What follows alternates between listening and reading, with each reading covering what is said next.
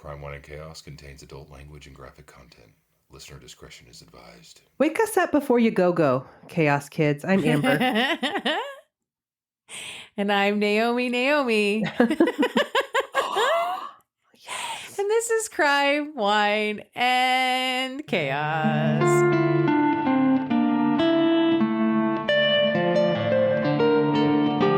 Yes, it is. Hi, sister. Hi, sister. Hey, there's a new, I don't know how new it is, but there's like a documentary about Wham on Netflix. And every time I scroll past it, I'm like, I should watch that. It's not new. It's newer. It's not new. I watched it a long time ago. Was it it's good? fun. It's good. It's good. You know what what I was bummed about was that it was about Wham. And so then once it became not about Wham anymore because George Michael went off on his own, like it ends. And I'm like, but I want to know the rest. Like I want to know about George Michael, like after Wham. But, I mean, it's good though. It is good. And I learned some things and that of course I didn't know. And it's very nostalgic. And I think I'll give that a try. We love George Michael here. Yeah, we do. R.I.P. George. Oh, how are you? You're feeling a little better. Feeling better. It's been a week for the Chaos Kids. It's been 24 hours for us since we did this. Yes. Yeah. I am feeling a little bit better. Okay. I'm glad to hear it. Thank you. To hear it. I did a bunch of Mama Jamma deep cleaning in the apartment yesterday. Dang. Which it's always just serves as a reminder the next day of how out of shape I am because I'm like, you're sore. Oh no. From like scrubbing floors and, vacuuming in the corners and you know what I mean? I do know. I'm also not built for manual labor. I am built for it. I just have been out of practice for too long. That's and I've been path. sitting around. I've been sitting around too much. So anyway, you know what? It's a good workout though. So that is inspiring since I am trying to get back into a little bit of better shape. So maybe that means my apartment will stay cleaner. There you go. Did you have your little gym jam on while you did it? Gym jam? Your little ring? Oh, yeah. I've been wearing my ring. I've been, Good. Because I took it off for a while because I wasn't really paying attention to it. But yes, I got my Gym Jam, my Aura ring. This is not an advertisement for Aura. But I will say that if you're looking for something to do some fitness tracking that isn't a big giant watch, like weighing your wrist down. Yeah, like that. I love my watch. Although I cannot. And also, I don't need to be able to see text messages on my wrist. I don't need that in my life. So, right. And I struggle with like tight things around my wrists. And so anyway, the ring is my jam. It's my jam. Good for you. What are you drinking, sister? Thank you for asking. I have the same bottle that I opened yesterday, the Leap Year Red Blend. Oh, right. From California. Of course. I mean, of course you do. I would expect that. Yeah. So that's totally. And we have no new Chaos Kids since yesterday. No, not since yesterday. Nope. And as far as I can tell, no new reviews to read. No. So that means we're going to dive right fucking into it. Yes, we are. You got a crime? And I do. And I got to tell you, I actually had to triple check that we had not already done this story or that I had not already done the story because there were elements about it that were so similar to other stories that I was like, wait, am I sure? Am I really, really sure we've never covered this? Nope, we never covered this. Okay. So let's get into it. I'm going to tell you about the murder of Joanne Witt. Joanne Witt. Okay. So in 2009, Joanne Witt was 47 years old, a single mom raising her teenage daughter, Tyler Marie, in El Dorado Hills, California, the nicest suburb of Sacramento, which is full of manicured lawns and gated communities. Bougie. Yes, this is a middle to upper middle class area, and there are absolutely $1 million mansions here. Joanne had a master's in engineering and worked as an engineer for El Dorado County. She didn't fit the stereotype of a struggling single mom working to make ends meet. Yeah. The two had lived in El Dorado since 1996. Tyler's dad was never in the picture for her. She has no memory of him, and it had always just been her and her mom. Okay. And because Joanne's job paid well, they lived well, which meant that Tyler always had the latest and greatest technology and whatever else she could want. iPod, iPad. Joanne enrolled her in acting classes. They regularly went on adventures together. And while Tyler may have been a bit spoiled, she had a good head on her shoulders. She was very smart. She was a good kid. Joanne's parents, Tyler's grandparents, Norb and Judy. Stop it, Norb. God, Yes. Grandpa Norb. Yes. I love it. They would later describe Joanne as a devoted mom, but there was tension between Joanne and Tyler. Many would consider it very normal tension between a parent and a teenager, although when Tyler was 5, Joanne did lose custody of her for 6 months for hitting her. Oh. This was the part where I was like, wait. We've done, no, it's just happened so many times that it's sounding familiar. Yes. Mm-hmm. It was the Twilight Killers. Yes. Mm-hmm. Mm-hmm. Same age, same Mhm. thing. Mm-hmm.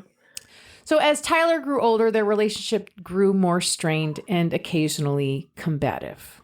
Okay. By December of 2008, during her first year in high school, 14-year-old Tyler had been spending time at a local coffee shop hanging out with her new goth friends. Oh, God. That's so, that brings me right back. You said 1998? 2008. Oh, sorry. Whoa. 2000. Okay. Okay. So Tyler had started dressing more dark with the dark eyeliner and the whole goth aesthetic. And it was here at this upscale coffee shop in a building called Town Center, which was really like a mall with like shops and a movie theater and all the things, Mhm. right? That she met 19-year-old Stephen Paul Culver, who went by the nickname Boston. I'm sorry. Why? I don't know. Okay. The group of friends ranged in age from 13 to 20. If you're 20 and you're hanging out with a 13-year-old, like, what are we doing? What are we doing? Okay. Yep. Stephen was the leader of this group. Stephen was also a goth kid and with his big black pants and his black fingerless gloves, but Stephen had worked through his angst and was described as very calm. He worked 6 days a week at Rubio's restaurant and was attending Folsom Lake College with the goal of becoming a math teacher. Wow. Okay. Stephen and Tyler quickly became inseparable. Joanne was leery at first since Stephen was an adult and Tyler was definitely not. Mm-hmm. But Tyler assured her mom that the two were just good friends. Tyler told Joanne that Stephen was actually gay and that he was like a big brother to her. Eventually, Joanne started to feel like Stephen was a positive influence on Tyler. He was tutoring her in math and helping her stay focused on school, and in some ways providing her with a masculine influence that Tyler lacked since she had no brothers and no dad in her life. Okay. In April, Stephen was looking for a place to live, and Tyler suggested to him that he might be able to rent the extra bedroom at her mom's house. Joanne was happy to help him out. Joanne's parents and other family friends told her she should not let this guy move in, but she allowed Stephen to rent the extra room from her for $500 a month. Okay. Then, less than a month into Stephen living there, Joanne came home early from work one day and went upstairs looking for Tyler. She didn't find Tyler in her room and went and knocked on Stephen's door. Joanne hears some noises coming from Stephen's room and asks, "What's going on in there?" And Stephen opens the door with no pants on. She pushed her way into the room to find Tyler crouched inside Stephen's closet, naked, covering herself with a pillow. Oh, no. Oh, God. This is like every mother's worst nightmare. And how old is Stephen again? 19. Oh. Okay. She's 14. Mm-hmm. So this is when Joanne realizes that she's been duped and she's just interrupted her 14-year-old having sex with a 19-year-old young man in her own home. Mm-hmm. She told Stephen to get the fuck out of her house and told them both that they were forbidden from seeing each other. She even called a friend, Vinny Catapano, to help get this guy out of her place, Vinny moved Steven's shit to the sidewalk and told him he had better not try to contact Tyler or Joanne, or he would be treated East Coast style, as Vinny called it. Oh my God. I love that she just has a friend, Vinny, that's like, I'm on my way. Right? Mm-hmm. We all need a Vinny. He's from Jersey, right? Totally. Mm-hmm. Joanne was seriously considering calling in the authorities to have Stephen charged with statutory rape, and she told Stephen that if she caught him with her daughter again, that she would. And Tyler promised to end the relationship if her mom did not do that. Okay. Over to the next month and a half, Tyler was on a short leash, and Joanne thought it was all behind them. And then she discovered Tyler's journal and read it. What are your thoughts on that?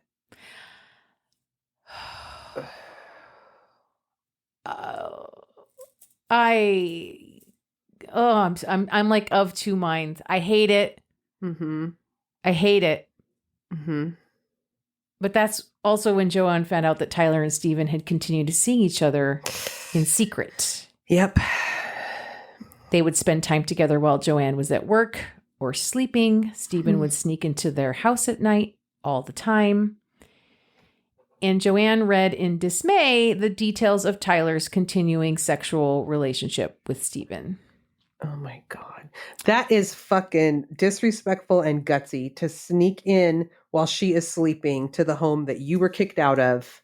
Right? That is pretty brazen. Right. Mm-hmm.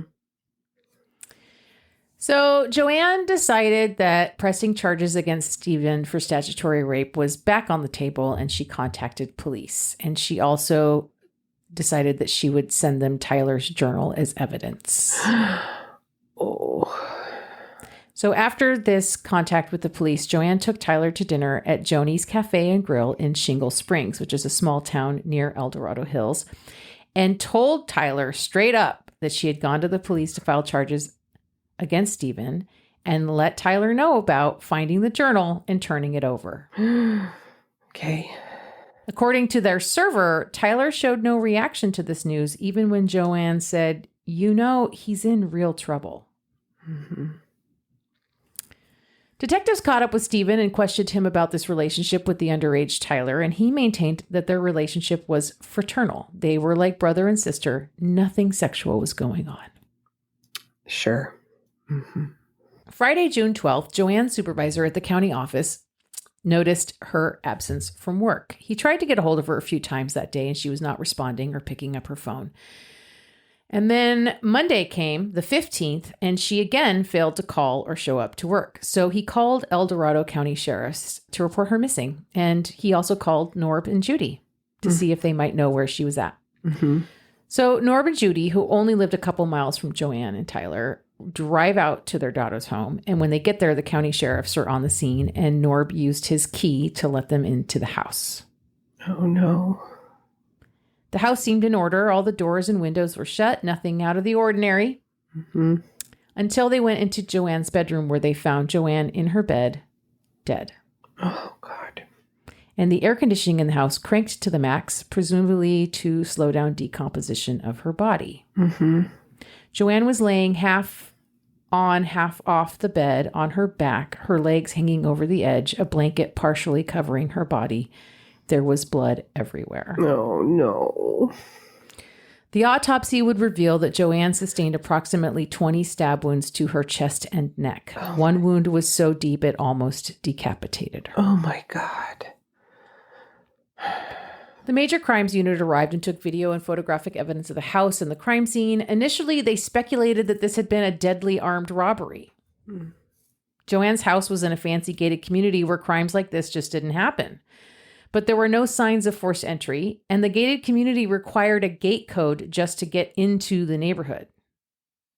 Also, the nature of her murder indicated that it was personal. Well, yeah. Are the grandparents like, where's Tyler? This doesn't really come up in that regard. Okay. But it's Monday during the day, so they must assume she's at school maybe? Yeah. Or out with friends. Mm-hmm.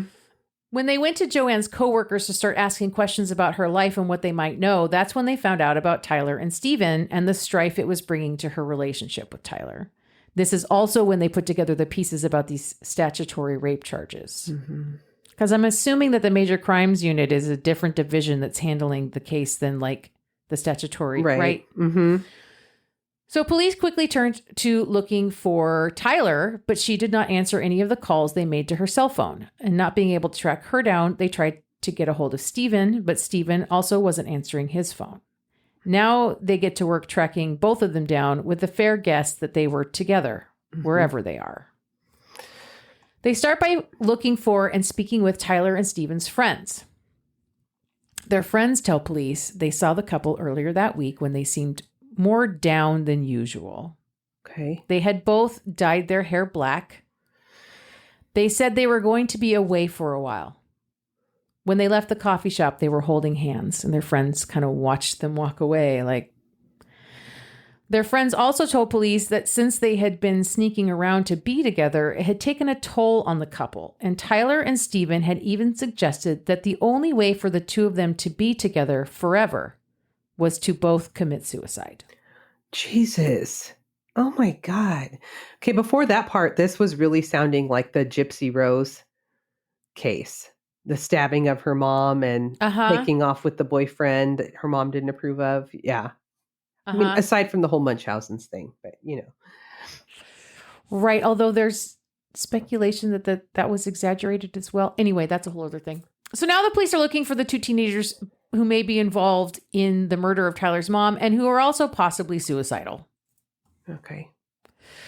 The more their friends told police, the more certain the police became that the couple was involved in Joanne's murder, and they became the prime suspects. Their friends said Stephen was dealing ecstasy. It was cheap at $10 a pill, and he sold it to everyone.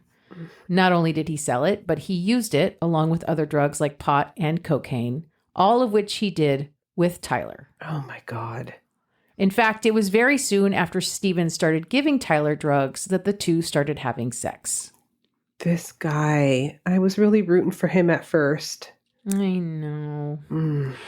And it was after the statutory rape charges were looming over Stephen that Tyler lost her shit. She was pissed at her mom, and she knew that Stephen was in real trouble. The only lead on their location the police got from their friends was that if they were going to follow through on this suicide pact, they would likely be doing it in San Francisco. So the police put out an APB on Stephen's car and launched a nationwide search for the couple.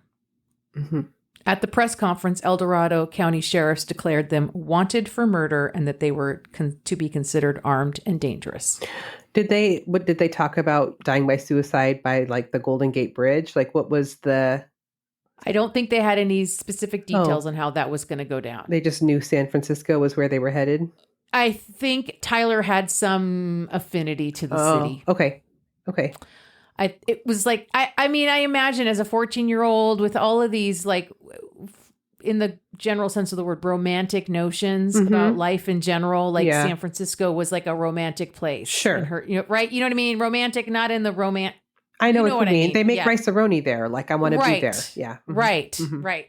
So less than 24 hours after discovering Joanne's body, police received a report that Stephen's vehicle had been found in a parking lot a few miles south of San Francisco. Okay. They half expected to find two teenagers dead inside, but they discovered the vehicle abandoned, and Tyler and Stephen were nowhere to be found.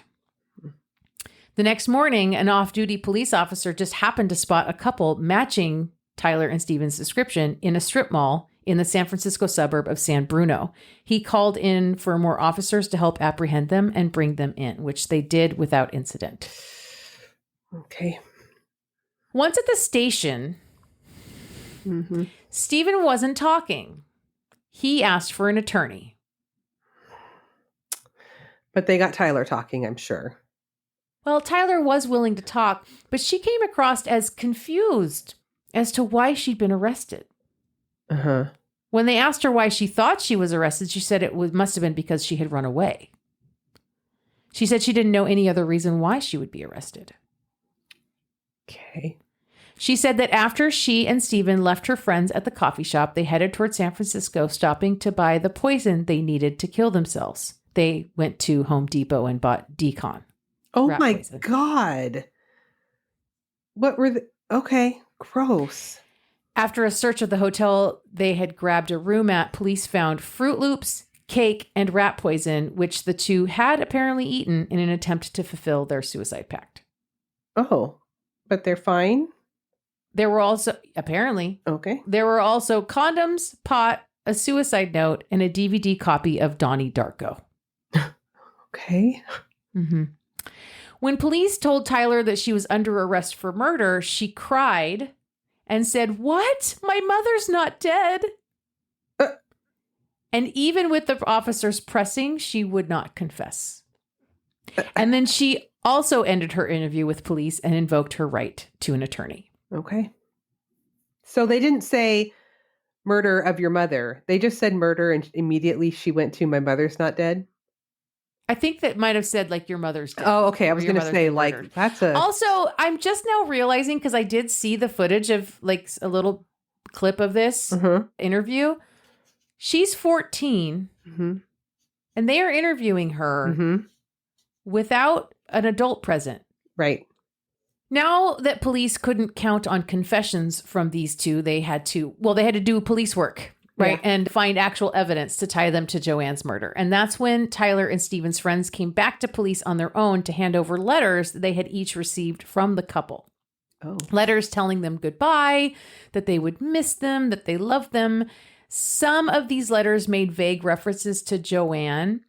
But it turns out that Tyler's journal had been mailed out, and in the journal was a story she had written titled The Raven. She tells a story of a girl who is abused and not taken care of until she meets this man, this wonderful man who will save her. Oh, God. But in order to save her, he has to kill her mother. She's being rescued from the Wicked Witch. Right. This is very dark Disney.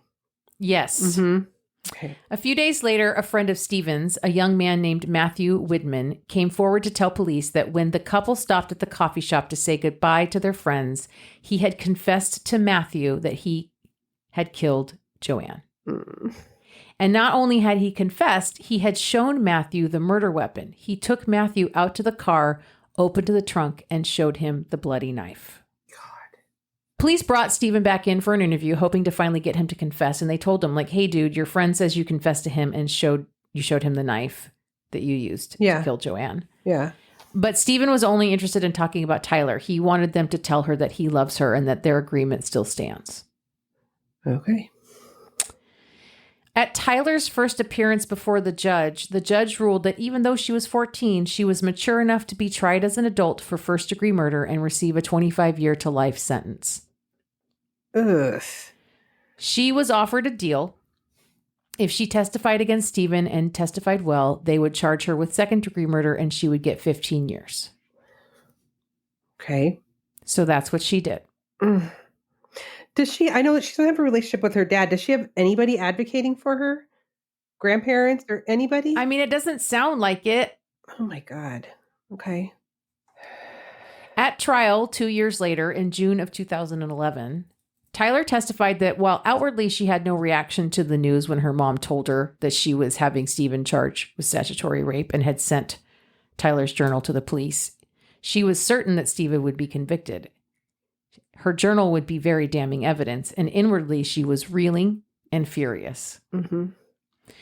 She and Stephen discussed what the hell they were going to do, and the two came to the conclusion that the best course of action was a suicide pact, Romeo and Juliet style. So they planned to run away to San Francisco and kill themselves, but in order to keep Joanne from coming after them, they decided to drug and kill her before they left. On the night of June 11th, 2009, the couple met at Tyler's high school, or one place I read they met at the elementary school. It's like right by her house. Okay.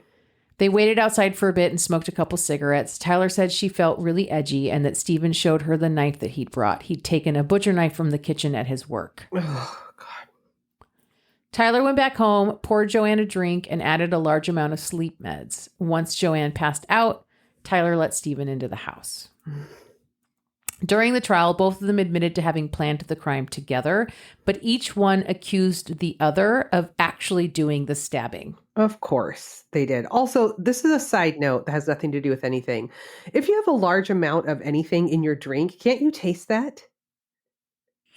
I mean, if it's like hardcore liquor, and it sounds like, from what I could tell, Tyler claims that her mom was like drunk all the time.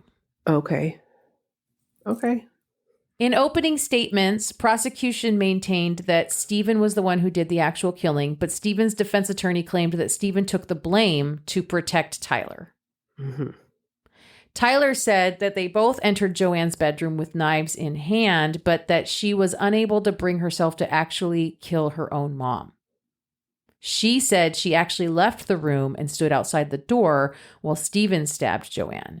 She said that even though she plugged her ears and hummed, she could hear her mom begging Stephen to stop. Oh, God. Oh, God. When Stephen left the room, his pants were soaked in blood and he was crying a single tear. Crying a single tear? Stop! Stop it. I don't even know if that counts as crying if it's a single tear. Wow. I'm just telling you what Tyler said on the stand. Okay. She was 16 when they went to trial. She said that they then hugged and Tyler reassured Stephen that everything was going to be okay. Mm-hmm. Tyler's story was supported by the small amount of male DNA found under Joanne's fingernails and on her body that likely came from Joanne trying to fight off her attacker. Yeah. Stephen's attorney came for Tyler's mental stability, asserting that the murder was motivated by her hatred of her mother. Tyler didn't dismiss her mental issues and admitted that she had dissociative identity disorder and that she had a system of 3 souls crowded in one body: herself, an angel named Alex, and a demon called Toby, who took control in times of stress. Okay. When Stephen took the stand, he confirmed the 3 personalities inside Tyler, having seen the demon take control at one point after Tyler had a fight with her mom. He testified that Tyler had originally lied to him about her age when they met, saying that she was 16, not 14, and that it was Joanne who had confirmed Tyler's true age to him. He said he had been unsure about having a romantic relationship with Tyler because of it. He claimed that Joanne was already dead when he got to the house the night of Joanne's murder, that he saw Tyler holding a knife in her right hand, her pants stained with blood. The deed had been done. She said to him, "Boston, I did it. I finally did it. My mom is gone forever." I don't Who do you think's telling the truth? It's so hard to say. Yeah. Fuck. The defense even brought in Bob Blazier, who had been part of the O.J. Simpson defense team, to refute the DNA evidence. He testified that there was insufficient quantity of DNA to form a conclusion that it belonged to Stephen. I can't believe that whoever did the stabbing too, they weren't cut. They didn't have any wounds on their hands. There was none of their DNA on the knife. I didn't even hear them talk about like recovering the knife. Wow. I didn't read anything about them recovering or processing a knife. Shit. On June 15th, 2011, the jury deliberated for less than 4 hours and concluded that Stephen Culver was guilty of the murder with special circumstances of lying in wait, use of a deadly weapon, and killing a witness. Because of his pending charges? I believe so. Okay. You know how they like to slap on any charge they can? Sure. They like to just give him everything. Yeah. 2 months later, on August 12th, he was sentenced to life without parole, and they also upheld Tyler's agreed upon sentence of 15 years to life. Wow. On August 26th, 2022, Tyler Witt was granted parole. She was 28 at the time of her release. So she's out. She's out. Oh my God. And that is the murder of Joanne Witt, sometimes referred to as the Romeo and Juliet Killers or something like that. I hated that. Oh my God.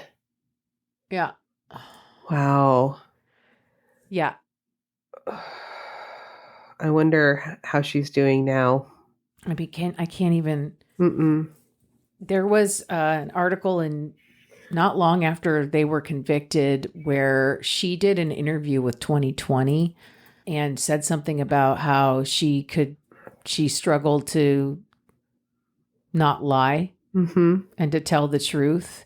And there was speculation that Stephen would have an opportunity maybe to get a retrial based on this public interview that she did.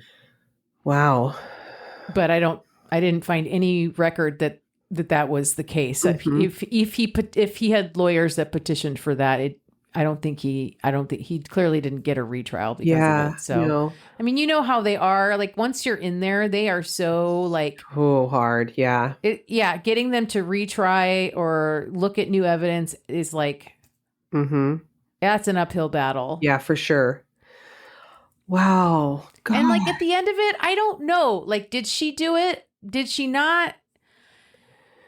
How much is she culpable? She was a child. He was feeding her drugs. He was, but I mean, he was 19. Like we know the prefrontal cortex doesn't develop until you're about 25. So he's not actually an adult either, except by the letter of the law. Right. So it's like, yeah. Oh God, it's so awful. It reminded me so much of the Twilight Killers. Yeah, for sure. Wow. And the carnation, the Christmas carnation. Yeah. The daughter and the boyfriend, just people who clearly have like maybe some social struggles that I don't know. Yep. It's some scary shit. And they get into these weird, like these codependent insular relationships. And well, they were talking, I read in a couple of articles that like, Tyler had never had a boyfriend before. This was her first time like being in love and being in a relationship or whatever. Right. Like, so she was 14. She was consumed. She was obsessed. She was, Yeah. And that's unfortunate that her first boyfriend was a fucking adult. Yeah. I mean, you should be experiencing that with somebody. Right. Right. Yeah. Ugh. I don't like it. Sorry, sis. Well, okay. There it is. That's what I had for you today. Well, that sucked. Thanks for that. How about some? Yeah, sure. Anytime. How about some chaos? You gonna flip the script on us? It's not. You mean, is it a palate cleanser? At all? Not really. I mean, a little bit. A little bit. Okay. But I am going to take you to our stomping grounds because we are going to Bellevue, Washington in September of 2007. Okay. Bellevue. 33-year-old Tanya Rider worked 2 jobs. One at the Fred Meyer in Bellevue, which was an overnight shift. I think right there at very close to you. 148? Yeah. Okay. And then after getting off work, she would head home to Maple Valley, where she would sleep for a few hours before going to her day job at Nordstrom's in Bell Square. That's brutal. Double retail. I don't want a single retail. A double retail in Bellevue. Right? Ugh, God. Oh, it's a nightmare. Her husband, 39-year-old Tom Rider, also worked 2 jobs. During the day, he cleared land for new housing, and at night, he delivered pizzas. Okay. They were both extremely dedicated employees, and they were both working 2 jobs because they were in the process of building their dream home overlooking the Puget Sound. Overlooking the Puget Sound, so not in Maple Valley. No, 2007, man. You could get that with 2 retail jobs and a pizza delivery and a vet. I mean, times have changed. I mean, if they were living out in Maple Valley, maybe they were like really living cheap, Yeah, for sure. So they planned to go down to 1 job each as soon as their house was complete. So Tanya and Tom had been married for 7 years. Tom is really extroverted and like jovial. He's kind of a prankster. Reminds me of Michael. Man friend. Yeah, my man friend. And Tanya is more introverted and quiet. Okay. But they balanced each other really well. And the couple, they were very much in love. Because of this brutal work schedule, they sort of were just like 2 shifts passing in the night, right? Mm-hmm. And it's not uncommon for them to go a few days without seeing each other. God. I mean, on one hand, like, why are you married then? And on the other hand, I'm like, that might be the kind of marriage I can get behind. Right? See you when, like, give me a chance to miss you. I was just going to say, like, at least they can miss each other one, you know? I know. See you Thursday. So now it's Wednesday, September 19th, 2007. Tom got home from his first job, and this was like a rare occasion when Tanya was home when he got there. So they were actually able to spend a little bit of time with each other before Tanya had to head out for her night job at Fred Meyer. So the following morning, she leaves Fred Meyer at 9 a.m. So it's now Thursday, September 20th. But Tanya never makes it home that day. But Tom doesn't know that because he's out working jobs. By Saturday, the 22nd, Tom is working his day job, clearing vegetation. And at around 10 a.m., his cell phone rings. And it's Tanya's boss from the Nordstroms. And she tells Tom that Tanya didn't show up for her last 2 shifts. So Tom immediately calls Tanya's phone, but she doesn't answer. So he leaves the job site and goes back to their home in Maple Valley. He searches the entire house, calling out her name, but she isn't there, and her car isn't there either. Okay. Is any of this ringing a bell? No. Oh, okay. So Tom calls the police and reports her missing and asks if there have been any accidents in the area. And they said no. And so he starts making phone calls to anybody that he can think of who maybe would know where Tanya was. And nobody had seen her since she left her overnight shift at Fred Meyer on that Thursday morning. And this is like 2 days have gone by now? Yeah. Mm-hmm. God. So Tom then... First 48 are already gone. I know. Yeah. Yeah. So he drives to Bell Square to her Nordstrom's job where he meets Bellevue PD. By the time he gets there, Tanya's next shift that she was supposed to start is less than an hour away. So he's waiting there hoping that she'll just show up for work. Right. And then also the police meet him there to take a report. So by her 1 o'clock, shift time comes and goes and Tanya doesn't show up. So the police take a report from Tom. And this officer also goes to the Fred Meyer and he's able to get the CCTV footage of Tanya leaving that job at 9 a.m. on Thursday. Mm-hmm. And this was the last known sighting of her. You can see her like totally calmly just leaving Fred Meyer, getting in her car. Nobody's following her. She doesn't look in distress. She's just clocking out and going on home. Yeah. So Bellevue police end up transferring the case to King County because they don't know if she's missing from Bellevue or en route to Maple Valley. Right. So they transfer it to King County. But Great. Here we go. Here we go. Here we go. Yeah, you already know. You already know it's not going to go well. Oh. Great. There goes my case. Fucking jurisdictions, man. Mm-hmm. Yep. But King County says that before they can actively work on the missing persons case, all of the hospitals and jails need to be checked. And apparently this is Tom's job. Since when? I've never heard this before in all my years of listening to true crime and ingesting stories from you and researching my own. I have never, ever heard that said by a police department. Ever. No. What? Yeah. Yeah. Oh, yeah. Mm-hmm. So Tom does all of this. Oh, my God. And goes back to King County, and they still won't file a report. What the fuck? Why? I don't know.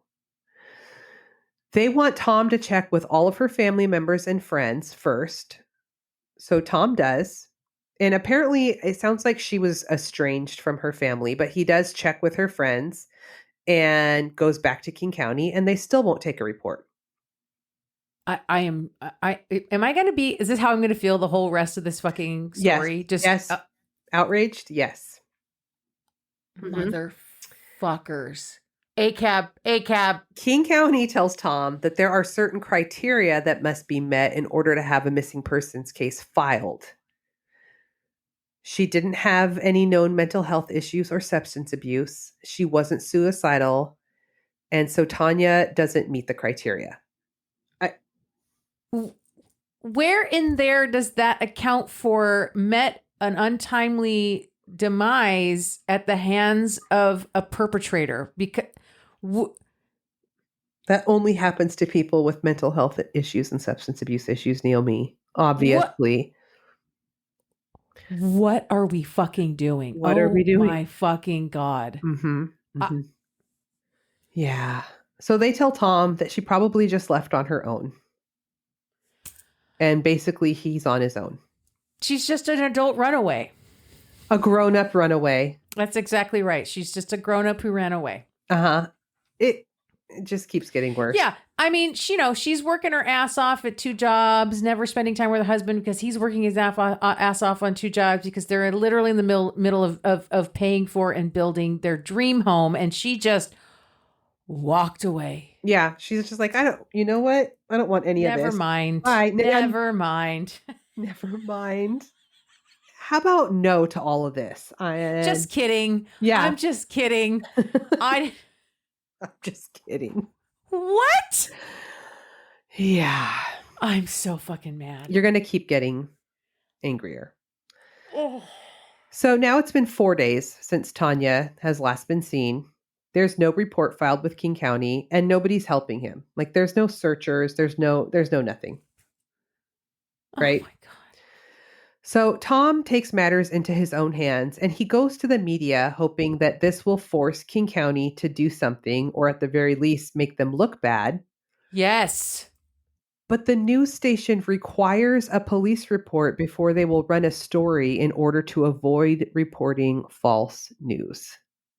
Okay, and if this does not tell you how tied at the hip media is with fucking police departments, they are just an extent. I mean, police departments have a literal PR rep whose job it is to maintain relationships with the fucking news media. Mm-hmm. And nope. And you no report. And you know, like just side rant, that fucking news stations report, quote unquote, report whatever the police tell them as fact. Oh, yeah. Always. Mm-hmm. Yep. Even though we all know that police are literally legally allowed to lie to move a case along. Mm-hmm. And they do all the time. Well, and it's in the police hands before it's actually been investigated. Like post-conviction is one thing, but like you don't even have all the facts yet. In my opinion, you shouldn't be reporting on anything. Well, I mean, you know what I mean? Right? That's a whole other ball of wax with other countries. But what the fuck? We can't. But we can't just run a story that somebody's missing. Like, what is that going to harm? Right. Yeah. So Tom is searching for Tanya by himself. He drives up and down the roads that she would have taken from Fred Meyer's. I always say Fred Meyer's, and Michael makes fun of me because it's Fred Meyer. It's Fred Meyer. But I don't like that. It sounds wrong. Also, Fred Meyer in Bellevue out to Maple Valley is a fucking haul. Yes, it is. That is not close. Mm-mm. That is like a good 45-minute drive. Yeah. Yeah. Yeah. So he drives up and down. He's looking for tire marks on the highway. He looks into people's windows as he drives by their homes just to see, like, I don't know, if she's being held captive or something.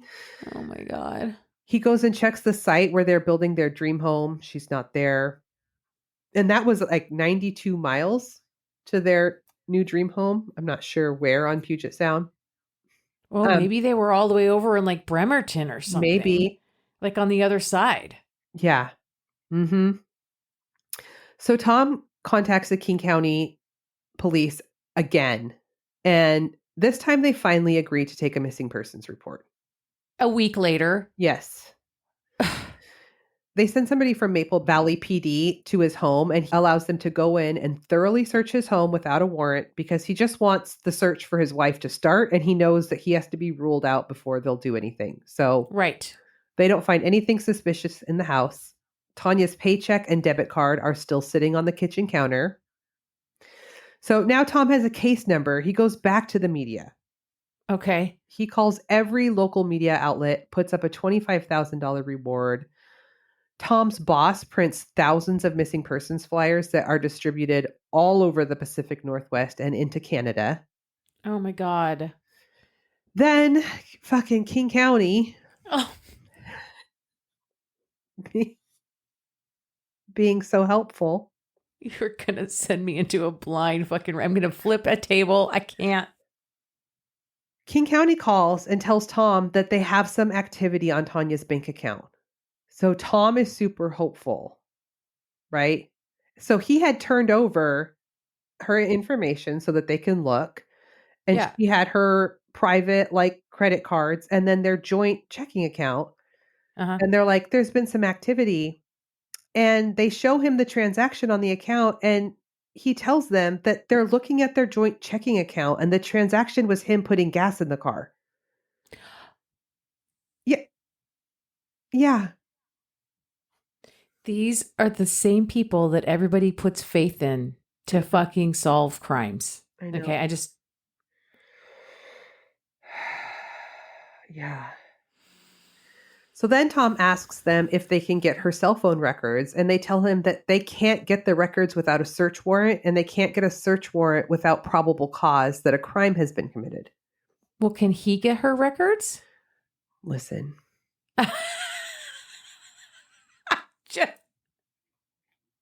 Listen. I'm dying. I'm so... I can't... the feeling in my body right now. I know. Then, for some reason, Tanya's boss from the Fred Meyer calls the King County Police to report some concerns that she has about Tom.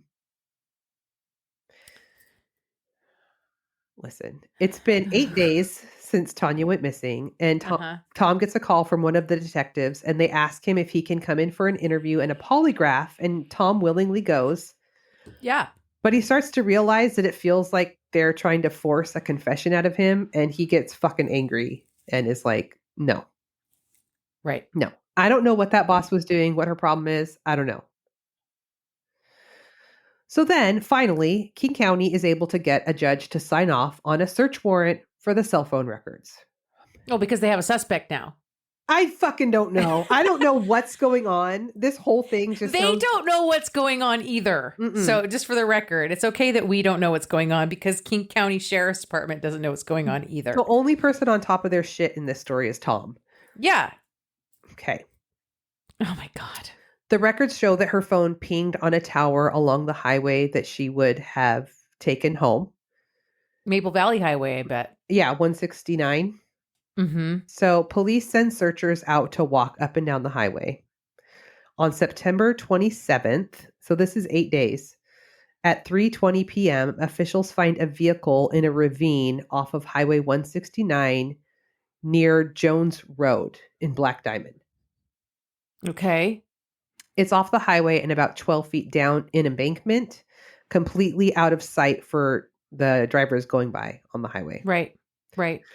The car is upside down, and Tanya is hanging upside down in the car, still alive. Shut up! Mm-hmm. Mm-hmm. She is still alive? Uh-huh. 8 days. Mm-hmm. You don't remember hearing this story? No. Oh my God. You're blowing my mind right now. God, I love it. And I'm even angrier. Because if they had just looked on her travel path, they would have found her. Yes. And she unnecessarily spent 8 days upside down in a car. Yes. In fucking fall in the Pacific Northwest. Mm-hmm. It gets cold at night up here. Yep. She could have died just from hypothermia. For sure. Yep. It's a miracle she's fucking alive. Yes. Holy shit. Mm-hmm. Holy shit, sister. I know. The information that she had been found came into the King County office as Tom was still sitting there being interrogated. Oh, I hope he fucking came for them. So, yes, Tanya was without food or water for 8 days and suspended upside down in her car. She was airlifted to Harborview. She had several broken bones. It looked like her leg would need to be amputated. And her organs had started to shut down from dehydration. Yeah.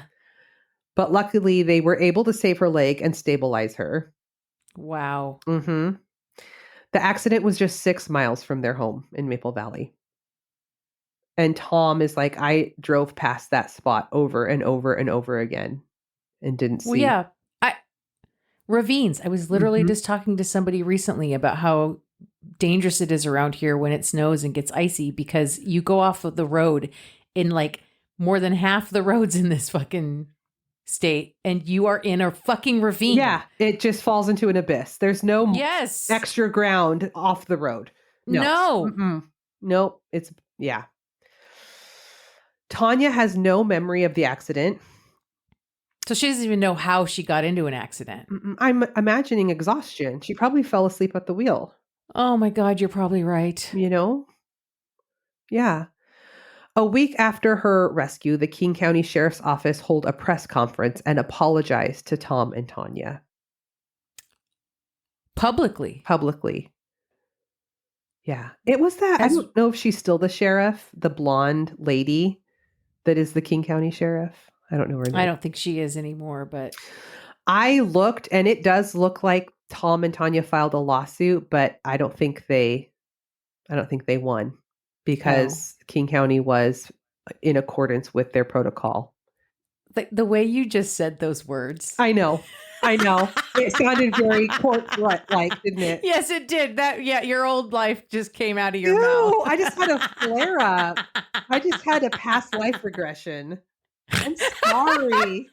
Oh my God. In accordance with their protocol. Ew. Robot Amber just emerged. I am so sorry. It's okay. Tanya, you're still recovering. You're still recovering. It's fine. I am. Tanya wrote a book.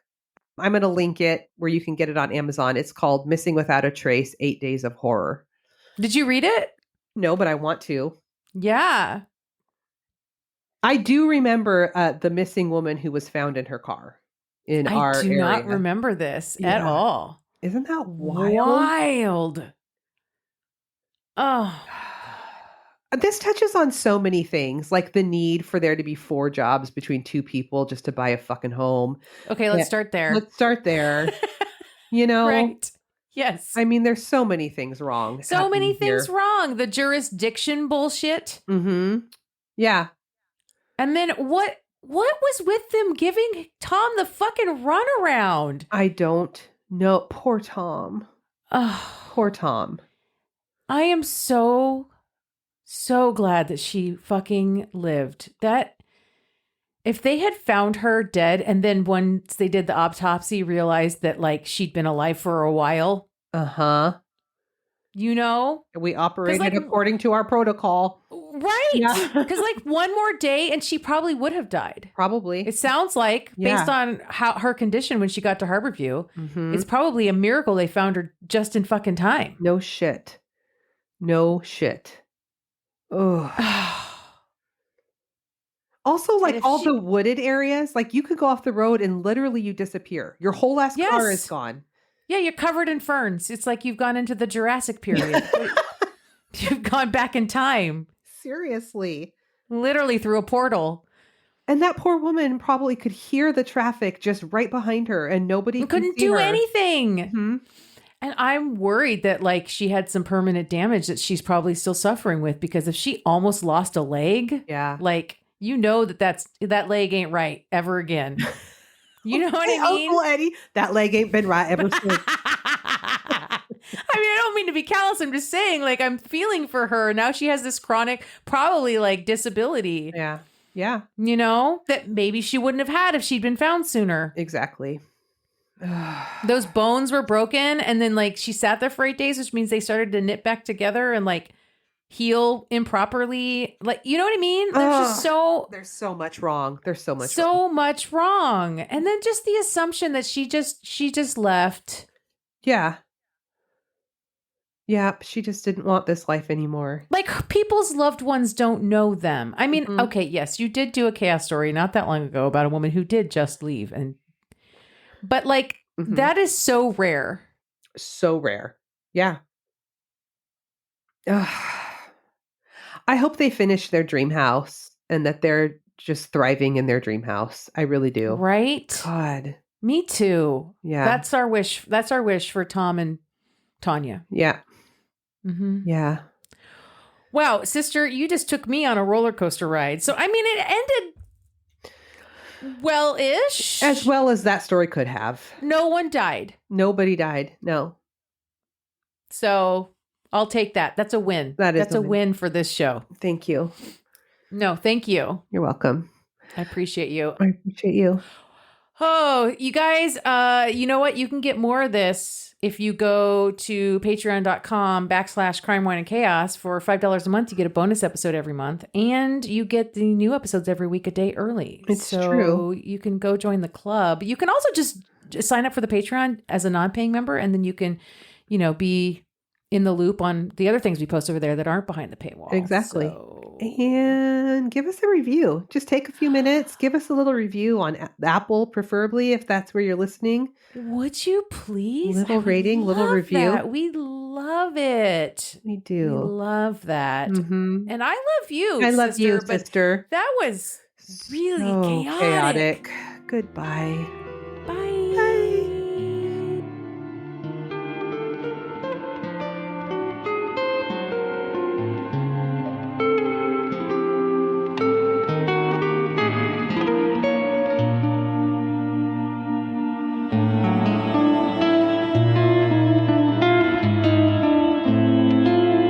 Crime, Wine, and Chaos is produced by 8th Direction Records. Artwork by Joshua M. Davis. Music by Paul Abner. If you would like to support the show, you can visit our Patreon page at Crime, Wine, and Chaos /Patreon. Cheers. We're testing and stuff like that. Testing.